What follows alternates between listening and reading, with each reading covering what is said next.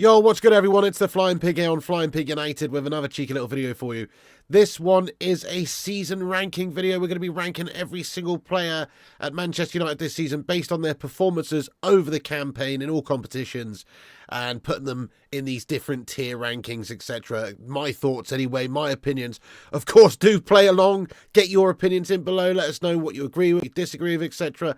But I'm going to be trying to rank these players at Manchester United this season in what is amidst a gash season as impartially as possible, just looking at it objectively, analysing stats, etc., and looking into these different players' performances and their contributions to United this season. Have they lived up to it? Have they been satisfactory? Have they been subpar? Have they exceeded expectations, etc.? We're going to get into it in this video. Do us a favour, smash that like button on it, subscribe if you're new, play along, get your thoughts and opinions in the chat, of course, and enjoy. Let's get stuck in there, my friends. Manchester United player rankings 23-24 season. Let's be having you.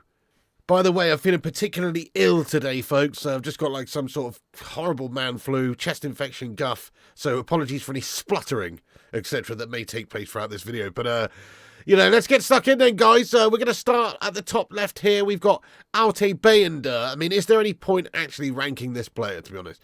I kind of feel like we need a section which is just not applicable. You know, like we signed this guy. He's a goalkeeper to come in there and challenge the likes of Andre Onana for a starting spot. He's played, what, one picking game or something like that? Like, I'm not even... Do you know what? I'm just going to leave him there, mate. There's no point even ranking Bayender. What's the point? We can't put him in C and say satisfactory. We can't put him in A and say that he's exceeded expectation and a brilliant season. We can't even put him in an F because we've barely seen the guy. So there's no point ranking certain players. I'm just going to leave him at the bottom there, which is the not applicable section. So Bayender stays where he is in the not applicable section. That leads us on to our number one goalkeeper, though, which is Andre Onana. Now, this guy came in for 50-odd million quid, whatever it was, to replace David De Gea, supposed to be this awesome distributor. He is good at playing the ball out from the back quite often, to be fair. Sometimes he's shat it. He's made quite a lot of errors this season. He certainly got better as the season went on, though, didn't he? I mean, to be fair to him, I've seen some good traits in his character that I like. He's somebody who's got a bit of bottle about him, at least. I like him. I like him as a guy. I like him as a person. But do I like him as goalkeeper for Man United? Fuck no. I don't like him as a goalkeeper for United. Too error prone. Far too many errors to be United's number one. Maybe he'll cut all of those errors out of his game going forward. Maybe next season he'll be a phenom for us. But this season for us, I do think he was pretty gash. He's coming with big expectation, big gloves to fill as well. David De Gea's gloves, in terms of like 10 years plus of absolute solidity from David De Gea at the club. And Andre Onana's come in and, let's face it, shat it. So, to me, he's going to be struggling to get high up there on this list. But let's just give it, on my honest ranking, it's a D. It's a D. Now, I could hate on that more and I could put him in the E section, to be fair. Or I could try and be a little bit more generous and say C. To me, C means satisfactory. That means you've just sort of reached the expectations. Well, he hasn't reached the expectations at all. No. And if he'd done well this season, we'd be talking about a B or an A, but he hasn't done well. In fact, you know what? I'm putting him in E, mate. What am I on about? The standards at this football club are slipping. Even I am trying to suggest that Andre Onana's had a D of a season. No, he hasn't had a bloody D of a season. He's had an E of a season. Let's be honest, it's a shit season. Maybe that's me being harsh, but honestly, I'm trying to compare him to, like, the seasons that De Gea's had in the past, where he's had absolutely class seasons and saved us multiple times and made about 3 errors in a single season, whereas Andre made about 3 errors in his first week at the club. So let's be real, this is a gash signing, and he's had a gash season. So I'm putting Andre Onana in E. I hope that changes. I hope he does well in the future. I personally actually don't think he's really cut out to be United's number one, because United's number one needs to not make errors every other week. He's got better as this season's gone on. The errors haven't been as prominent, but even so, gash. So I'm going to put him in E. Victor Dwindloff. Is there any point even talking about Victor Dwindloff? Let's be honest. What's his career at United done? Well, it's dwindled off. Victor Lindelof, I mean, he's not even played that much this season. He's kind of just like a bit of a utility player these days, isn't he? Just somebody to come in as and when you need him. Mate, he's going in E as well, bro. He's going in E as well. Like, I mean, I guess Andre Onana's had a better season than him, though. You know, in that sense. You know what? I'm going to put Andre in D. I didn't say we couldn't readjust this, guys. You know, we're readjusting, we're reassessing as we go along. If Victor Lindelof is an E, I think that Andre Onana does deserve to be a D because he's played all the games. He's had some good performances. I'm going to say he's had a better season than Victor Lindelof marginally. So I'm actually changing Andre Onana's position to a D there. And Victor Lindelof going straight in the E there. And let's be honest, Victor Lindelof, if he goes in the summer, he would have had a pretty mediocre career at Manchester United and will probably end up getting somebody better, you know, pretty easily. But anyway, Victor Lindelof in the E section, guys. There you go. Not very good season from him at all, really. He's not really contributed that much. He's just sort of been a bit part player and he's never really shone or done anything too miraculous. Oh, no. If it was up to me, this summer I will be selling him to Malmo FF. Okay, which leads us on to a couple of the big Billy Big Bollockses in the team. Scotty McTominay. Scott McTominay has been damn good this season, guys. Let's just say it how it is. Every other time I've done a season ranking like this, I'm pretty sure I've put him in the E or the F or the D section, somewhere around about there. He's usually bang mediocre throughout the course of a campaign for United. I've seen it over the last 5 years. This season was by a mile his best season for United in terms of contributions, in terms of him leading, being a character, scoring goals, getting a lot of goals. Scott McTominay has scored a lot of goals for Manchester United this season. Okay, so bear in mind Scott McTominay has been used kind of sporadically. I guess he's played a lot of games actually, but he's come on in games. He's been used as a sub sometimes. He's kind of had his position moved around and changed a fair bit throughout the season. But he's actually scored and contributed quite a lot for United this season. 42 appearances in all competitions, 10 goals, 3 assists. Decent. Look, my thoughts on Scott McTominay are always going to be the same. He's a decent squad player for us. He's not somebody that you should be really starting week to week in the top games against top sides. I don't think he's technically good enough. Certainly not in midfield. He's not somebody who's got world-class passing. He's not somebody who's world-class in the tackle even. He's big, strong, physical, but I don't think he reads the game particularly well as, say, a deep-lying midfielder or central defensive midfielder. I just don't really think that he does that well there. His best utilisation is a bit further up the pitch. It is in those goal-scoring positions. It is trying to waft into little bits of space. He's got a great ability to read the game well, and he seems to just peel off and get in those goal-scoring positions, and he scores goals. So he's definitely an impact player for us, somebody that can contribute goals to the club in the future. Is he somebody that I want to see starting CDM going forward? No. But good season by Scott McTominay. Let's not get too carried away and say that he's had like a Roy Keane, Paul Scholes. Yes, no. If we're being honest, it's just about satisfactory. I'm almost tempted to give him like a B because of the fact that he's been so gash over the years. You know that you know, this feels like he's really exceeded himself here. But if we're just looking at the standards of Manchester United, he is one of the players that has done well this season. So I'm tempted to put him in C, but I'm actually going to pop him in the B section there, guys. Yeah, I think he's had a good contribution this year. Quite a lot of goals, big performances from him, some big moments from the lad, and definitely got a place in the squad for me. So Scott McTominay's going to go and get himself a B, lad. Well done, Scotty. Decent season from you, sir. First one I've ever seen from you, actually, that's decent, so respect. Let's continue this. If he does indeed stay, which I think he probably will. He's a character, isn't he? He's somebody who's got a bit of bollocks about him, got a bit of cojones about him. That's half of it, really, for me. So, Scotty McTominay, you're in the B section, lad. Next up, Harry Maguire. Harry Maguire, the slab of a man. You know, he's had a good season, guys, for Slabo standards. His best season in a United shirt, I would say, so far. He's been very suspect in the past, I think, taking the captaincy off of him. And also, you know, I guess minimising his role in the squad just a little bit there has probably helped. He's had some of the pressure, some of that expectation taken off of him a little bit there. Plus, United have had a lot of injury problems this season. He's sort of had to come in. He's done a good job in some games, to be fair to him. You know, I can't really fault Slabby Maguire this season too much. It's satisfactory for me. It's not amazing. Let's not pretend that he's putting in, you know, unbelievable performances the likes of Rio and Vidic and he's had a great season, because he hasn't. But he's had a good season by his standards, which I think we have to put a little asterisk, by his standards. Compared to the previous season, this is his best one in terms of just contribution, solidity. Not in terms of playing all the games or anything, no. But I mean just in terms of actually looking decent when called upon. So fair play to you, Slabby Maguire. It's a satisfactory season for me. I'm not going to get carried away here and put him in the B section, the A section. He's going straight in the C there, lad.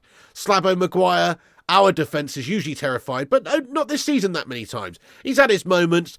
No, I like Slabby Maguire as a character. I think he's done well as well, coming back from some of the adversity that's been levelled his way this season, you know, from people like me who criticise him all the time. But it's because he's shite, or he was shite. And certainly for United this season, he stepped up a little bit there. He's shown great character to come back from some of the negativity and criticism that he's received. And you can only really respect that. So fair play to him. Thanks very much for your service this season, Slabby. It's a satisfactory C of a season for me. Now see you later on, some West Ham beckons. Lisandro Martinez, the butcher of Manchester. I feel bad for the guy. It's like any time you just think he's coming back into the side this season and he looks good, he just picks up some sort of a knock, some sort of an injury. It's been an injury-laden season for Martinez. So good last season. Last season, I don't know where we put him, but probably like B or something. I don't know. He had a great season last season. Very good. One of Ten Hag's signings that's actually lived up to the billing. He looks like he's going to be a good player for us for the future. He's got a bit of battle about him, bit of fight, character, good leader, etc., good contributor. So from that point of view, it's all positive. But if we're being honest, he just hasn't really been fit and available enough this season to contribute as much as he would have liked and to have really got himself a great rating on this particular tier list. So I'm going to say, and this might be harsh to be honest, because we've not really seen enough of him, but I'm sure he would probably rate this season quite low as well from his own standards, because like he's not really played as much as he would have liked, and he's just had problems. He's not really ever got going properly for United this season because of all the injury problems. So no, I'm going to give him the D. Wait, that sounded a bit wrong, didn't it? But you know what I mean? I'm going to put him in the D section because I just think, like, oh, there's so much more to come from him. Has he had as good as a season as Slabby Maguire? I actually don't think he has done. So for that reason, I've got to pop him in the D section. It's not really necessarily his fault. We know he's a quality player, but he's just not really had a very good, solid, consistent season where he's been in the team solid for large periods of time. That's not helped him at all. So bit of a bang average season in that regard. I'm sure next season's going to be a lot better if he can stay fit. But it's a D from me, Carol. Tyrell Malacia, another one of Ten Hag's signings, which had so much potential, seemed like it was going to be pretty solid, and it's just never really got off the ground due to injuries and things like that. I feel for the guy as well. He's barely played for us this season. In fact, has he even played for us this season? I can barely remember him playing for us this season. Was it the pre-season last time? He's just been injured the whole time. So it's a bad season in that sense from him. It's not necessarily his fault, obviously. He's just an injury-prone mount. And there you go. He's been out of action for a long time. Can we give him anything more than an E? No, he's going in the E section, guys. It's not his fault, but he's just been injured and out and not really played, and he's not contributed whatsoever to this football club at all this season. So, Tyrell Malacia, as sad as it is to say, I think he could have a bright future still. Shit season, you know? Which takes us on to another injury-prone melt. We really have had a lot of injury problems this season. Raphael Varane. Dude, Raphael Varane, we know he's leaving at the end of the season, a quality player, past and not really present, unfortunately, due to problems with his fitness. He's not fit half the time. He's obviously out of the team, in and out of the side. He's still a player that Ten Hag's utilised quite a bit this season when he is fit and available, because we're talking about somebody who won the bloody World Cup, Champions League, multiple Champions League winner, etc. He's a class experienced player. His best days are beyond him now. He's got paper mache knees, and he's already announced he's leaving the club at the end of the season. It's a bang average season from him, to be fair. What has he really done apart from sort of highlight his vulnerabilities and perhaps show that his best days are definitely behind him? I mean, I feel like we're being a little bit overly negative here now, you know, folks, but I'm trying to just compare his season to others in the team. I guess we've got to give him the D. He's got to go in the D section, I suppose, because I can't really say that he's had a worse season than Lisandro Martinez, because Martinez has hardly played, but he's definitely had a better season than Victor Lindelof. So I am going to say Raphael Varane gets the D there.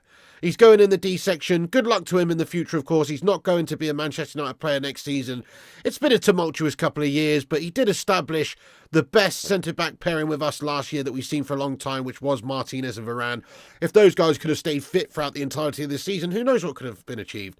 But unfortunately, they weren't. They didn't. And we were gash. So Raphael Varane goes in the D section. Diogo Dalot, guys. Diogo Dalot. Now, this is one of the players that I can actually be positive about this season. Talking about this guy last year or the year before, I would have probably suggested this man didn't really have much of a future at Manchester United. But he has really done well kicking on under Erik Ten Hag. He's been utilising various different positions this season, right back, left back, due to injuries and stuff. And he's done a good job for us, you know, he really has. He's contributed some big goals. He looks a real player, and he's only young. Was he 23? Is he 23? 25. Oh, shit. He's over the hill, mate. No. But in reality, he's just coming to the best years of his career. He's just coming to his prime. Diogo Dalot has played 49 times for Man United this season in all competitions. He's been fit and available, been played in different positions, and always done pretty well, to be fair to him. You know, not in every game, but most of the time he's given a really great account of himself. Scored some goals, of course. He's got 3 goals, 5 assists. They're not the most amazing stats. He's had a lot of games. They're not the most amazing stats, but I don't think anybody in this United side has got amazing stats this season, really, if we're being honest. It's been a shit season. We finished 8th pigging place, for pigging's sake.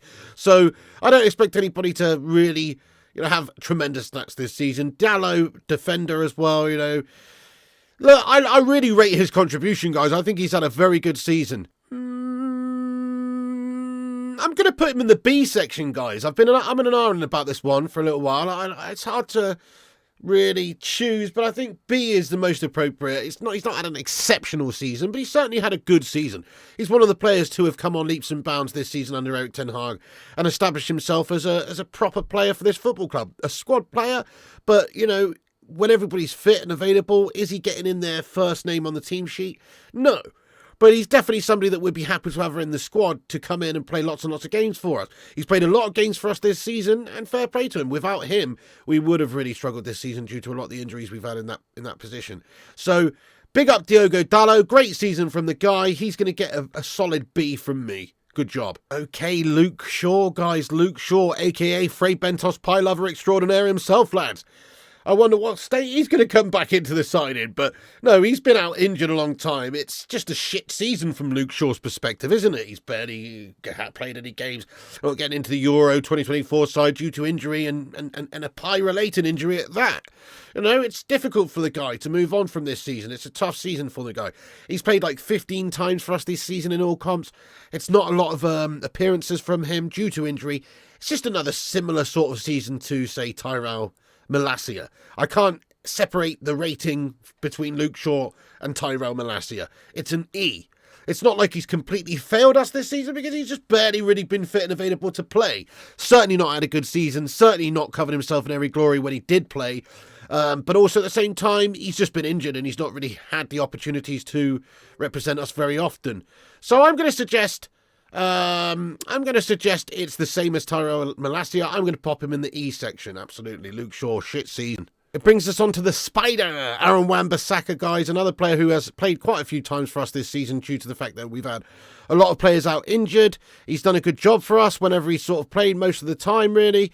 Great defender, not the best going forward in terms of like stats. Assists and goals, they're practically non-existent from the guy. It's not really what he's known for. I think let's have a look. 3 assists. Yeah, 3 assists in 29 appearances for United this season in all competitions.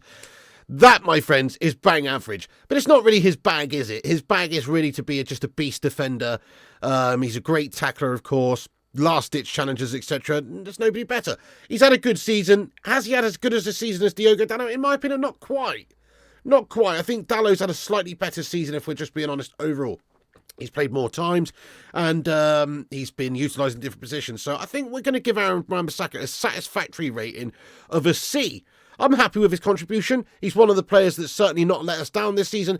But again, it's not like he's been Patrice Evra levels or, you know, or anywhere near world class. So I think we've got to be honest and say it's a satisfactory season from Wan-Bissaka. I'm liking what we're seeing from the guy. Hopefully in the future he's going to kick on and just be an awesome, solid defender for us. What I like about having Wan-Bissaka and Dalot is in the future, I mean, they're both right backs. I know they've been playing, like Dalot's been playing left back. You've even seen Wan-Bissaka play a couple of times this season because that's down to necessity due to injury. But when everyone's fit and available, when we do have Malacia, Luke Shaw back, or maybe we've even signed another left back in the future, you know, we've got 2 good different right backs over on that right side. You've got Dalot, who I think is better going forward, is better creatively, is better when it comes to scoring you a goal. But then you've got Wan-Bissaka, who's better defensively, way more solid. If you're coming up against, you know, good strong teams who are going to be getting a lot of possession against you, a lot of chances, dominating the game against you maybe, then Wan-Bissaka's a great option because he's just so defensively solid and he can pocket a lot of world-class wingers, you know, on his day when he's having a great day. So Wan-Bissaka, to me, definitely got a place in the side. It's a C rating from me for the guy this season, though. Bruno Fernandes, believe it or not, has contributed 27 goals to Manchester United this season in what is a pretty bang average season for most. 47 appearances, 27 goals contributed, of which 15 of those are goals scored by him. The other 12 are assists. Look, it's a good season by Bruno Fernandes. He's obviously a character for us. He's a leader for us. He's the captain for us. We've really struggled in recent times, and he's kind of no different, really. It's like, well, I think we haven't seen the best Bruno Fernandes this season. When he first came in, when Ollie was here, and he's had that incredible 18 months where he's just like one of the best players in the world, statistically speaking, it was incredible. It's hard to keep that level up, especially when the team's been struggling, the manager's been struggling, a lot of the players have been struggling. We have loads of injury problems.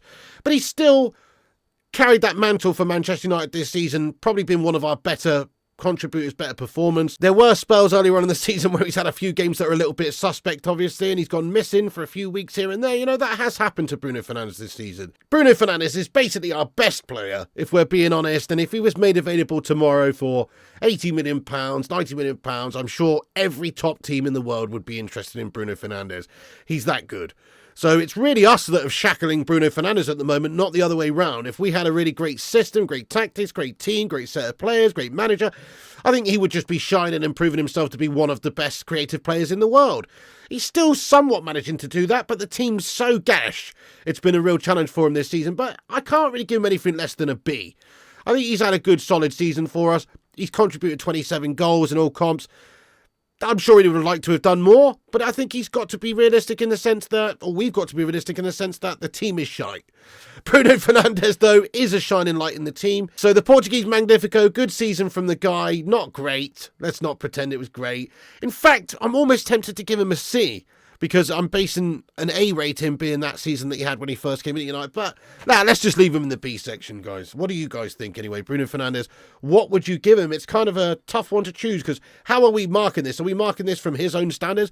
I'm sure his own standards-wise, we should probably give him a D.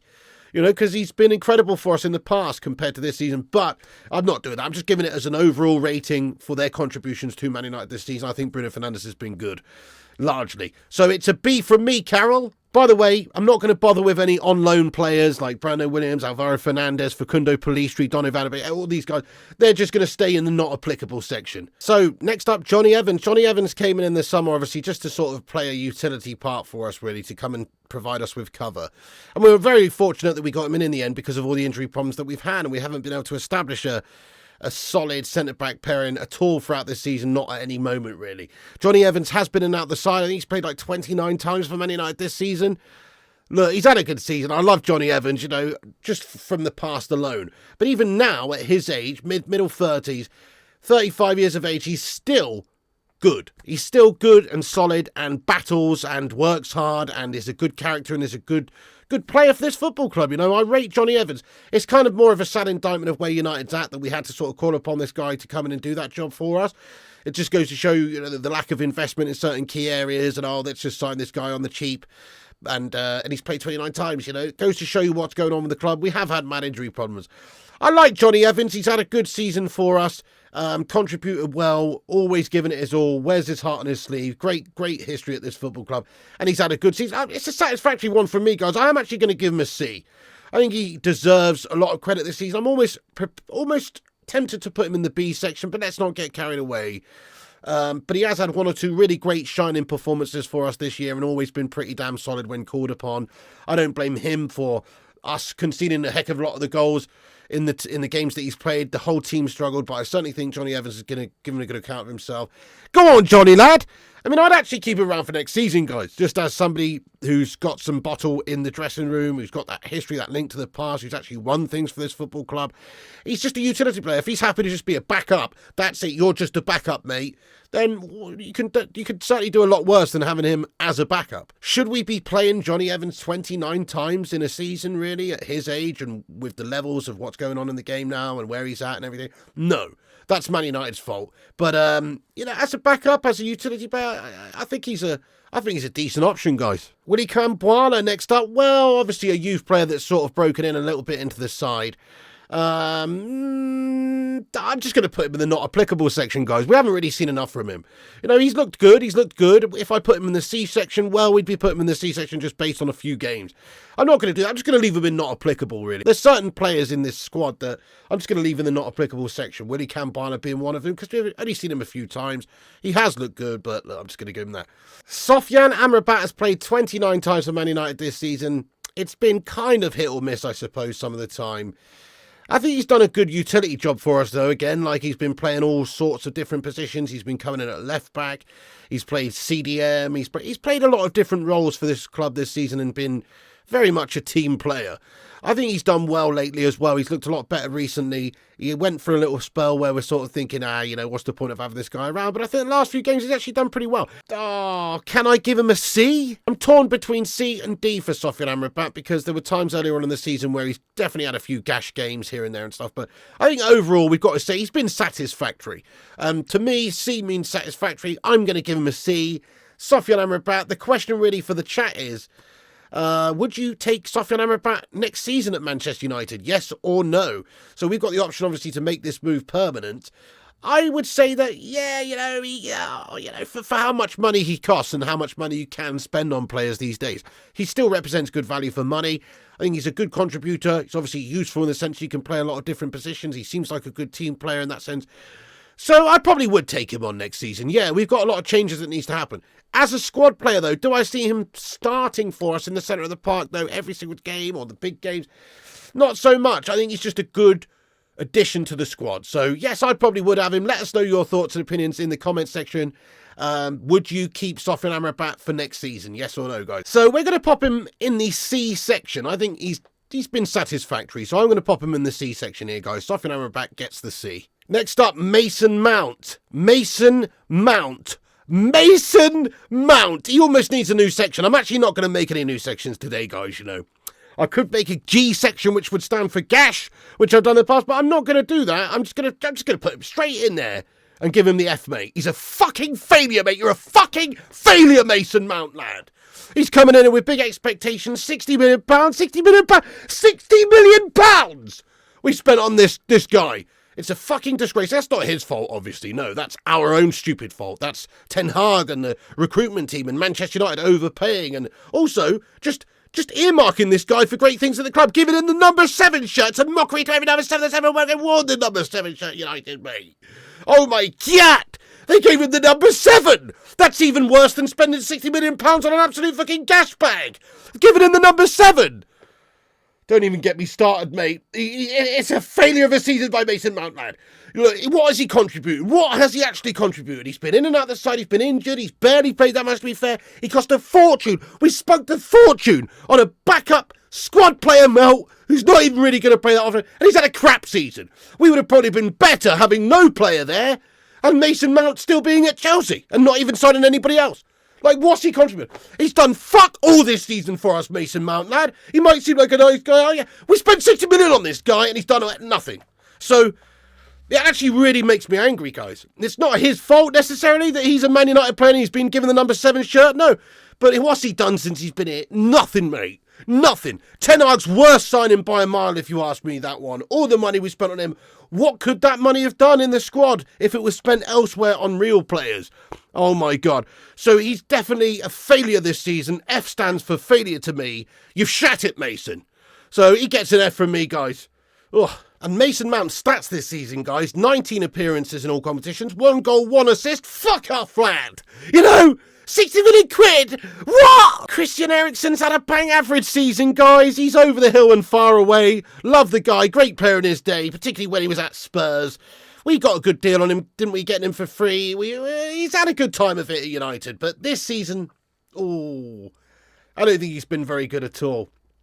1 or 2 decent games amidst a whole sea of shite. I've got to put him in the E section, guys. I like him.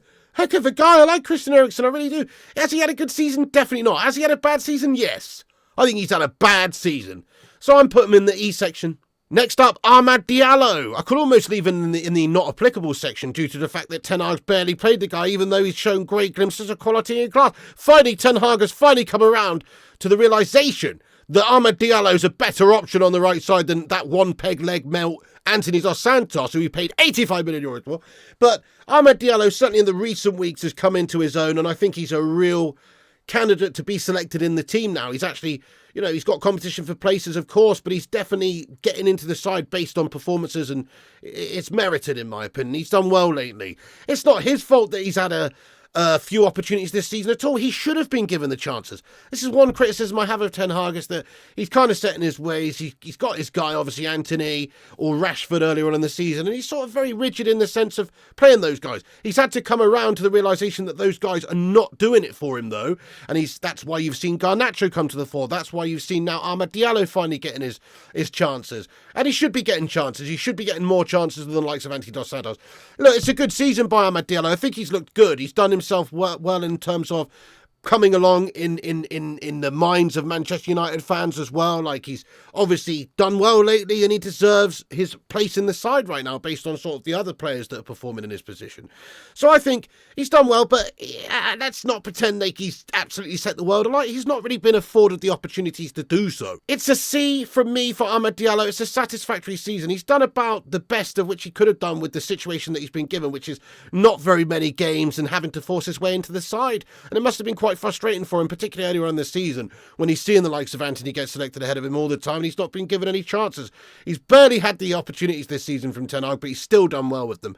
So I'm going to say Amad Diallo is a C from me. Look, it's Ten Hag's fault Amad Diallo didn't play more this season. I'm just looking at the stats now. He's only played 12 games this season for us in all competitions. Scored 2 goals, 1 assist. I mean, he's barely been afforded the opportunity. So you know what, Ten Hag? Hang that fucking shiny dome in shame, lad. You should have been playing Amad Diallo a lot more. If we had played Amad Diallo a lot more, perhaps we'd be putting Amad Diallo in the B section or even the A section. Who knows? If he'd have given those opportunities, he could have flourished. But he's been shackled, lad. He's only been afforded a few starts, a few games. Certainly recently he's come into the side and Ten Hag's seen the light. But look, gash from the manager there, really. I think he's done Amad a bit dirty this season. Which leads me on to Casemiro. Casemiro, readily available for us many times this season. Used even at centre-back in recent weeks as well. Can't really argue with his mentality. Can't argue with his, his availability, experience, quality. But I think we've just not seen the best of Casemiro this season. He's been pretty gash, hasn't he, at times. He's also had some good games. I mean, I'm looking at the stats here. He's had 32 appearances for us, 5 goals, 3 assists. For somebody who's literally a defensive-minded midfielder, a central defensive midfielder, those are not bad stats. But it's not really about the stats in this regard. It's about his overall vibe of the season. And he's been bang average. I certainly think by his standards, he'll be very disappointed with the season that he's had. Not just from the team perspective, but from his own individual perspective. He could probably feel the decline. I feel like we can see the decline in Casemiro. Last year, he was absolutely otherworldly for us. Brilliant. Still looked to be that absolute top world-class CDM. This year he has gone missing a little bit, and he has been asked to do different roles and different jobs in the team, and he's done that unselfishly. I like the guy, but I think he is coming to the tail end of his career here at this football club. Who knows what will happen beyond this summer? They might stick with him. We could certainly do a lot worse than Casemiro. Casemiro is a full-blooded, committed battler of a player with bags of experience, and he's a winner.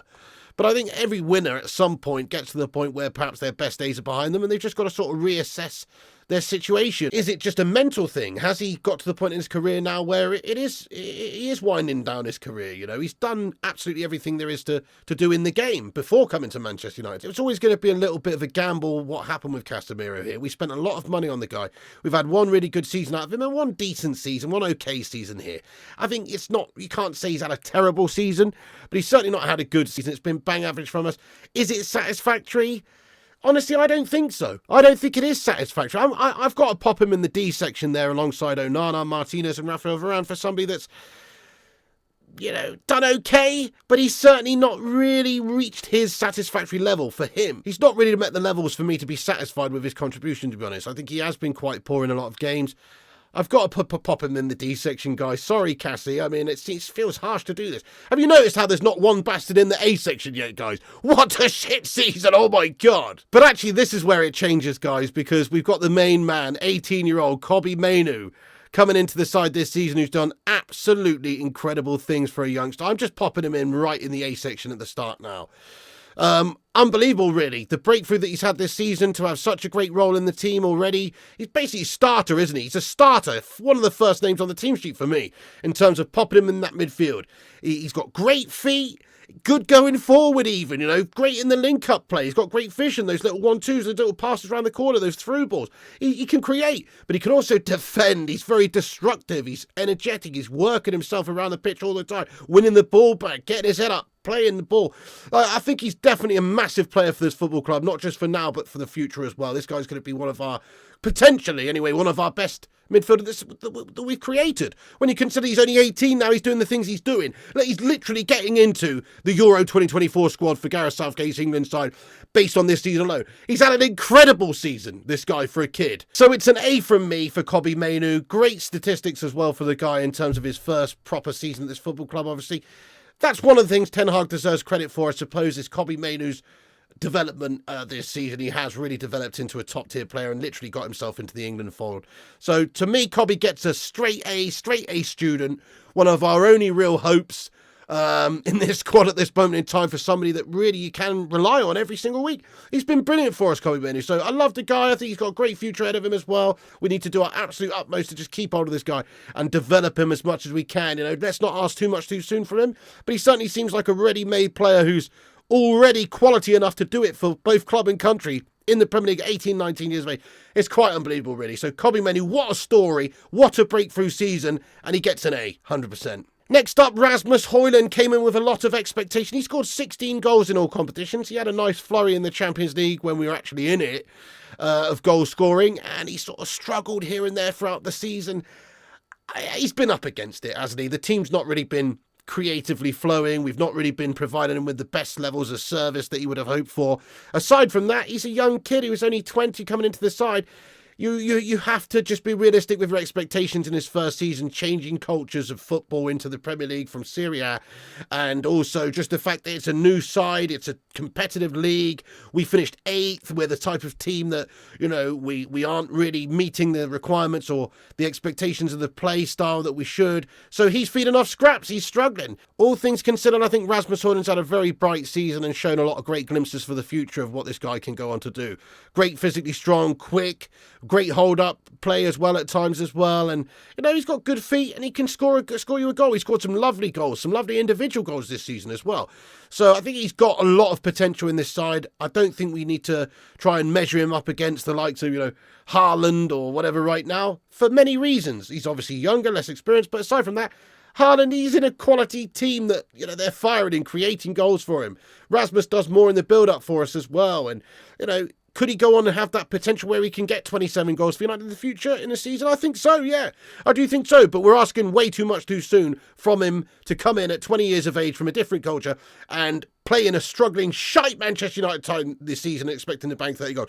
It was never going to happen. So I think his contribution this season, based on everything, the bigger picture, is actually good. It's actually good. So I'm going to say it's a satisfactory season for him. Let's not get carried away, though. He's either been brilliant in games and he's scoring his goals, or he's an absolute passenger in some games and he's very quiet, and I don't really blame him because he's isolated up there. We can't get him the service, but only half the time I think we've seen good performances from him. The other half the time he has been a little bit invisible. So, you know, I can't really give him a higher rating than C, but it's satisfactory for me for Rasmus, and I think next season he'll kick on and he'll score more goals and he'll do better things for us. So I think Rasmus Højlund was a good signing. We probably just should have signed somebody else as well to help with the goals this season and not signed Onana and Mount. Forson, again, another youth player that Ten Hag's not really played much this season, so I'm just going to leave him the not applicable section. Anthony Martial, 19 appearances for United this season, 2 goals, 1 assist, absolute shite. This guy needs to be sacked off immediately. Crap season from the guy. Another season that's just completely nondescript. Another season that just passes him by. What's the matter with this guy? Yes, he's an injury-prone melt. Yes, he's had his troubles in that sense, but wherever he's gone, when he was on loan last season, wherever he's just always been bang average, this man. I'm sick of watching Tony Martial play for United. He's one of the players nearly on the top of my list that I really hope Manchester United get rid of this summer. See you later on, Tony Martial. You are gash, lad. Putting him in a rating, though, for this season, where do we put him overall?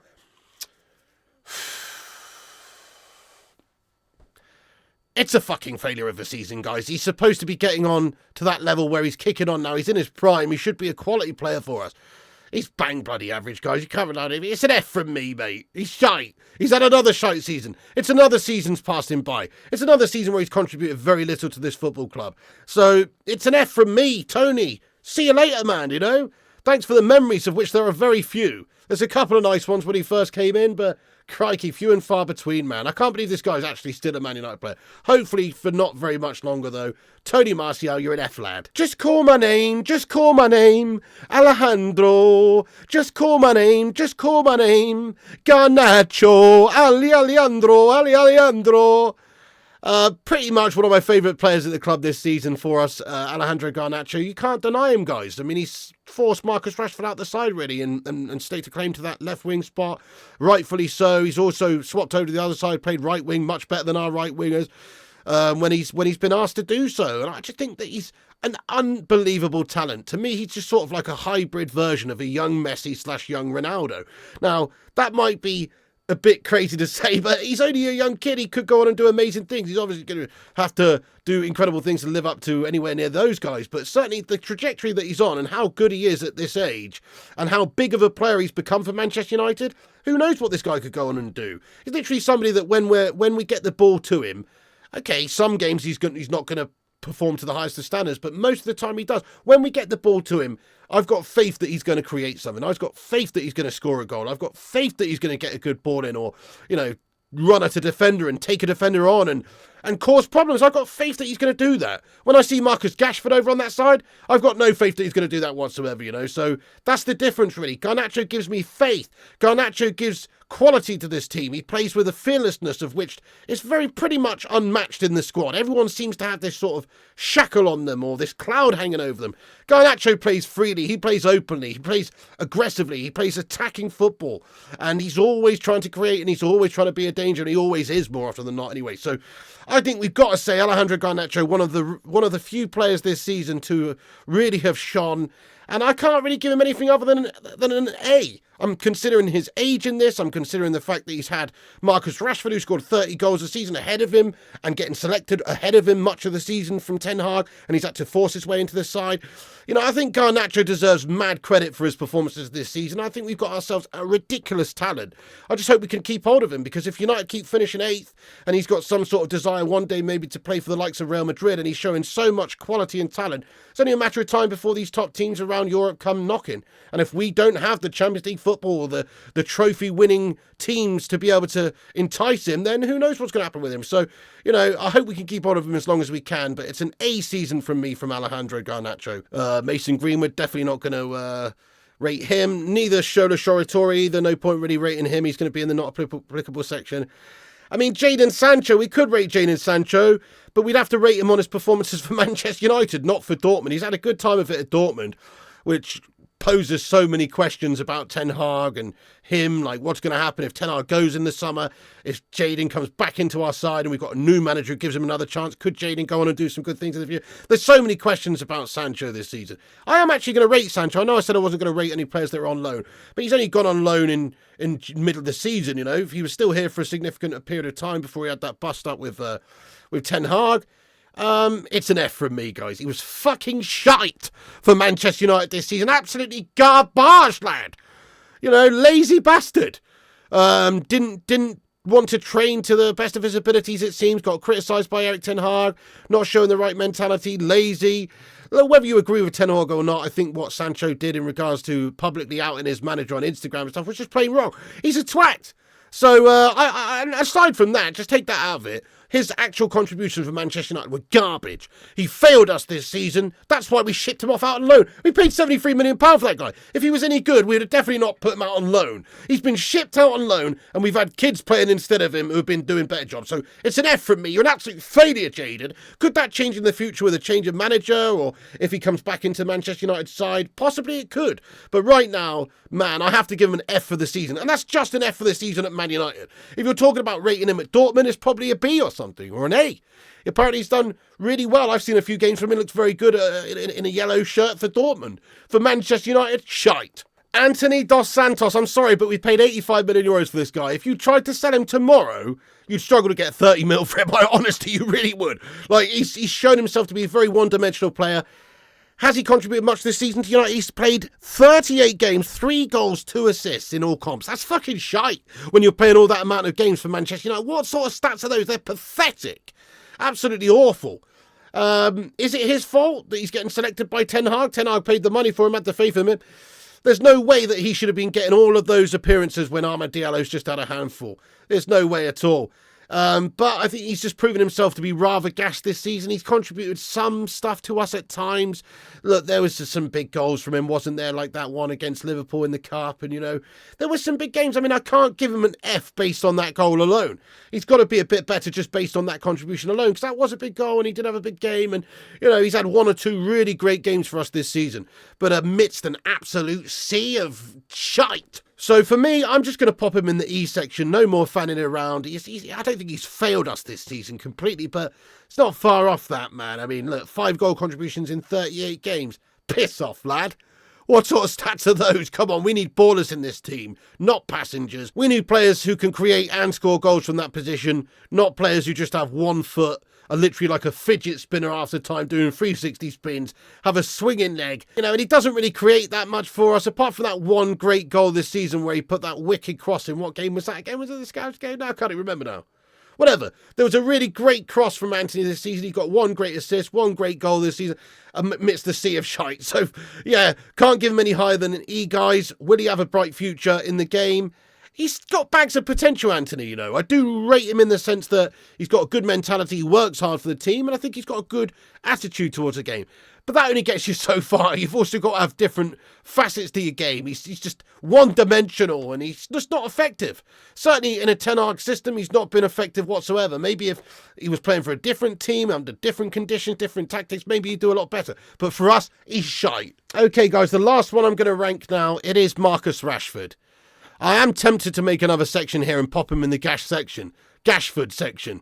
In fact, I'm going to do it, mate. I'm going to do it. Yeah, I'm going to fucking do it, mate. You know why? Because, well, he's gash, guys. He's absolutely gash, guys. I mean, come on. I've got to pop him in the G section for gash. I mean, in fact, he's got his own section, guys. Gashford. There you go, the Gashford section. We've got to pop him in there. You know why? Because, oh my God, what a drop-off. Has he had the worst season out of all of these players here, if we compare them to everyone? I don't think so, no. He hasn't. He's had a better season than Mason Mount. He's had a better season than Anthony Martial. But that's not really what I'm getting at here. I've put him in his own section because the drop-off is real, man. 30 goals in all comps last season. He was our best player.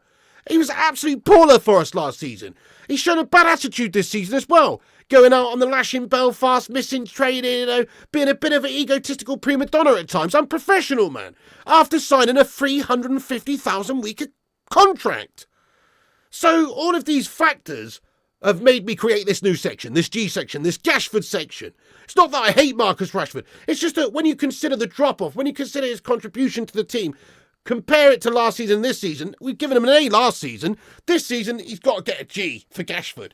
He has to be in his own section because he's done hardly anything for us. Hardly anything for us. He scored a few big goals. Okay, fair enough. He did score a few goals. Man, oh man, the amount of games he's playing in this United side and how big of a player he should be for this side. He's shriveled up this season, guys. Fucking shriveled up for Man United this season.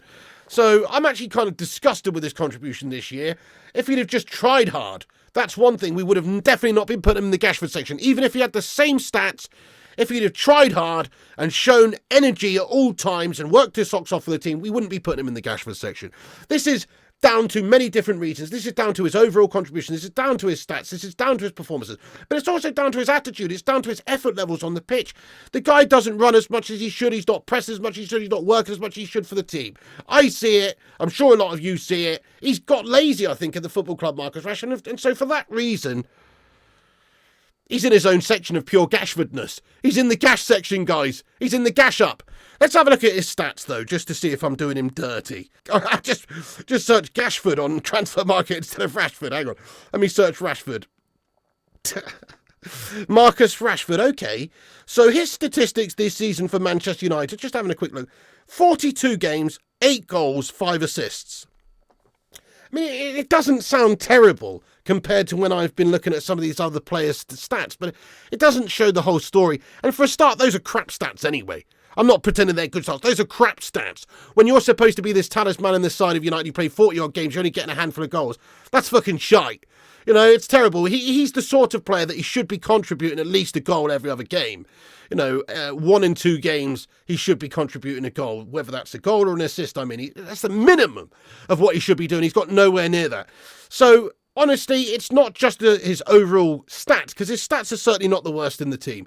It's actually the drop-off, it's actually his overall contribution, it's actually his professionalism, his mentality, and everything. So for that reason, it's not me just hating on Marcus Rashford for the sake of it, but out of all the players this season, from the expectations that we had and how they've performed, I think he's done the worst, actually, because we had the highest expectations for him, thinking he's going to go on and still be this match winner for us, this talent for us like he was last year, and he's been the complete opposite of that. So for that reason, it's a G from me. Okay, I've added Erik ten Hag here, guys, and honestly, he's got us to an FA Cup final.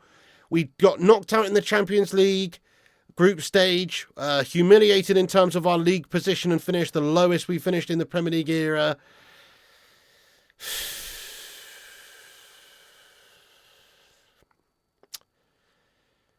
What an absolute shite failure from him this season. It's an F, guys. Last year it would have been a B. He did well. We got top 4. We won a cup. Last year it would have been a B. This season, it's an F, guys. I don't see how anybody can give him higher than that. He's failed us. The goal difference of -1's an absolute shambles. Knocked out in the group stage of the Champions League. We got to the FA Cup final. That's the only reason he's not gotten a whole new section down in the fucking 8 section, the Hague section. You know, that's the only reason he's not created a new section below Gashford, is because he's got us to the FA Cup final. That's the only reason. I've hated the style of football we played this season under Ten Hag. I've hated his management of the team, his man management, his substitutions, his selections, his tactics. I've hated all of that. I've hated how he's carried himself after games and how he's spoken about the side and just painted over all of the problems at this football club, and he seems to be watching a different game of football out there to the rest of us most of the time with what he says after the games. He's obviously had some problems this season with injuries. We've gone over that in this video alone. There has been a lot of players out injured at times. But even so, it's his job to plan better for the season. It's his job not to let Sergio Reguilon go back in January if we've not got the cover. It's his job to sign the right players in the summer to begin with. He signed Andre Onana and let De Gea go. He signed Mason Mount when that money could have been utilised on an actual player. He's allowed lots of bad decisions and bad situations to develop and take place at this football club this season. And for that reason, you know, he's failed us miserably. It's a failure of a season from Erik ten Hag. It is. I can't even give him an E. I think he's a pure failure.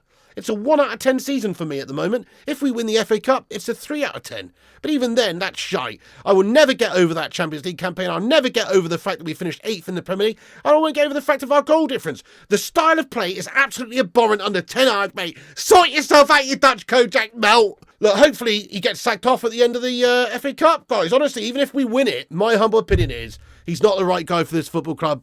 Based on this season and how I've seen him manage the side and the decisions we made and the football that we play, that's the biggest thing for me. The style of football we play under Erik ten Hag is the worst I've ever seen in my life for Manchester United side to play. For that reason alone, I want him gone.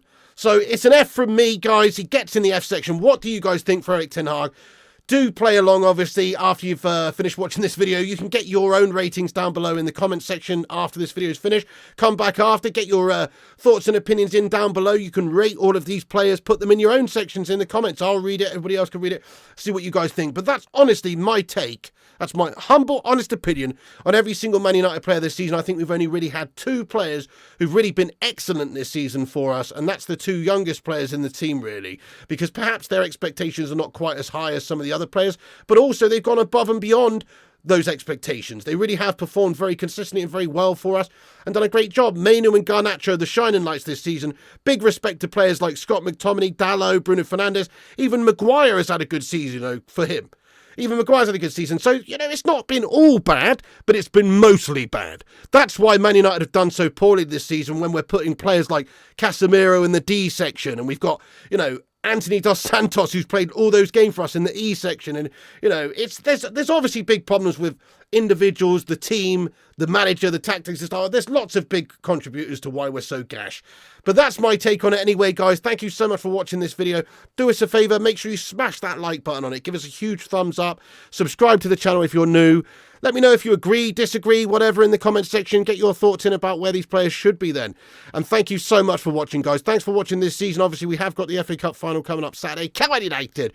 We'll be doing some content for the FA Cup and, of course, the watch-along for it on Saturday. So come and join us for that, guys. But again, thank you, everyone, for watching this season. You're a bunch of absolute legends. And, yeah.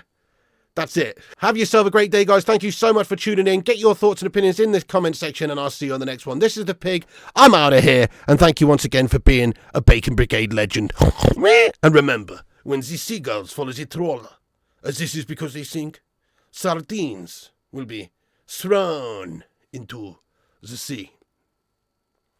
Thank you very much.